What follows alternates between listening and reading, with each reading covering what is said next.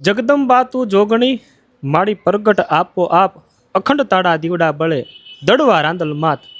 અમે આવી ગયા છીએ મા ભગવતી રાંદલમાં જ્યાં બિરાજમાન છે એવી પવિત્ર ભૂમિ દડવા ધામમાં. અમારી સાથે બાપુ બિરાજમાન છે. ટૂંક સમયમાં એક ભવ્યથી ભવ્ય મા ભગવતીના લોટા તેડવાનું જે આયોજન આવી રહ્યું છે એ વિશે આજ બાપુ સાથે ખાસ કરીને વાત કરી છે. બાપુ, અમારા સોશિયલ મીડિયાના માધ્યમથી ખાસ તો પ્રથમ તો આપનો પરિચય આપશો. રાંદલ દળવા મંદિરના મહંત શ્રી અક્ષયપુરી બાપુ જે વારસાએ મારા ગાદીપતિ દ્વારા હાલ વર્તમાન મહંત તરીકે હું જ અક્ષયપુરી દિનેશપુરી ગોસ્વામી. બાપુ, આપણે 21/4/2026 મંગળવારે મા ભગવતીના લોટા તેડવાનું જે ભવ્યથી ભવ્ય આયોજન છે, જે આપણી સંસ્કૃતિ રહેલી છે, તો એ આયોજન શરૂ ક્યારે થવાનું છે અને કદાચ કોઈ આ આયોજનમાં કોઈ દાતાશ્રીને, કોઈ મહાનુભાવોને, કોઈ યજમાનને ભાગ લેવો હોય, મા ભગવતીના લોટા તેડવા હોય તો એ કઈ રીતે કરી શકે છે, એના વિશે વિગતવાર માહિતી આપશો. આ આયોજન આમ તો 21 તારીખે માતાજી રાંદલમાના મંદિરનો સ્થાપનાનો પાટોત્સવ છે. પછી સેવકો દ્વારા, ભક્તો દ્વારા બધાને આપણે એવું હતું 3 દિવસનું અનુષ્ઠાનક યજ્ઞ રાખવાનું છે, જેમાં 19 તારીખે અખાત્રીજના દિવસે યજ્ઞનો પ્રારંભ થશે.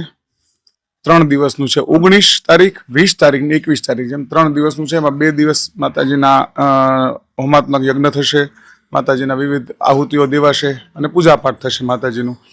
ત્રીજા દિવસે રાંદલમાના 108 જોડી રાંદલની સ્થાપના, પૂજા દર્શન અને એમની 1551 દીકરીઓનું ભોજન, એમની લાણી, એમને માટેની સુંદર વ્યવસ્થા માટે અને માતાજીને જે આપણાથી થાય કલાવાલા કરી અને સ્થાપના દિવસને આપણે ભવ્ય રીતે ઉજવવામાં આવે છે. અહીંયા બાબુ, મા ભગવતીના રાંદલ માતાજીના લોટા તેડવાની તો પરંપરા તો આપણે પ્રાચીન સંસ્કૃતિ, પણ છતાં મા ભગવતીના લોટા તેડવાનું જે આયોજન હોય છે, મા ભગવતીના લોટા તેડવાની સંસ્કૃતિ છે, એ આપણી સંસ્કૃતિ શા માટે હોય છે અને એ સંસ્કૃતિનો ઉજળો વારસો આ મંદિર દ્વારા જે જાળવવાનો પ્રયત્ન કર્યો છે એના વિશે પણ અમારા પેજના માધ્યમથી વાત કરશો. જેમ કે ખૂબ માતાજી, આ તો બહુ મોટો ઇતિહાસ છે, પણ જે તમારી જ ભાષામાં તમને આપણે કેમ કે ઇન્સ્ટાગ્રામ કે આપણી અત્યારના સમયના પ્રમાણમાં તમને સમજાવું તો છાયા અને સંજ્ઞા 2 રૂપમાં માતાજીની સ્થાપના હોય છે. જેમ કે માતાજી મૃત્યુલોકમાં જ્યારે તપસ્યા કરવા માટે રાંદલમાં આવ્યા તો એમનું હાજરીમાં ત્યાં એમનો પડછાયો, એટલે છાયારૂપી એમનો પડછાયો ત્યાં માતાજી મૂકી અને પોતે મૃત્યુલોકમાં આવ્યા હતા. પછી જ્યારે સૂર્યનારાયણ ભગવાન એમને રથમાં બેસાડી એમને સમજાવી અને જ્યારે પાછા મૃત્યુલોકમાં લઈ જતા હતા ત્યારે છાયામાએ પૂછ્યું કે આજ માં તમે આવી ગયા છો પાછા, તો આજ તમારી હાજરી પછી મારી અસ્તિત્વનું શું આવ્યું છે?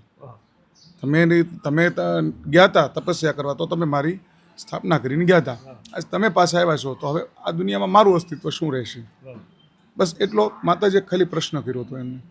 અને માતાજીએ એને એવું કીધું કે આજથી હું તમને કહું છું, મારી પૂજા પહેલાં તારી પૂજા થશે, પછી જ તે, એટલે બવળા રાંદલ કહેવાય છે. એટલે ક્યારેય આપણે કહે કે એક રાંદલનો લોટો નહીં તેડાય, માતાજીના બવળા રાંદલની પૂજા થાય છે. એમ પછી ભક્તો દ્વારા જેની જેવી પોતાની શક્તિ પ્રમાણે, કોઈ 1 જોડી રાંદલ, 2 જોડી રાંદલ, 5 જોડી, 11 જોડી, જે પોતાની શક્તિ પ્રમાણે માતાજી રાંદલની ગૌણીઓ કરે છે, માતાજીની પૂજન અર્ચન થાય છે. એ બધું થતાં એમ અહીંયા આપણે માતાજીની જે દડવા રાંદલમાના મંદિરે આવનાર ભક્તો માટે જે સ્થાપના માટે કોઈને રાંદલ તેડવા હોય, ગોવણી જમાડવી હોય, ખીર રોટલી પૂરીનો પ્રસાદ કરવો હોય, એ વ્યવસ્થા અનુરૂપ આપણે અહીં 108 જોડી રાંદલના લોટાની સ્થાપના થાય છે.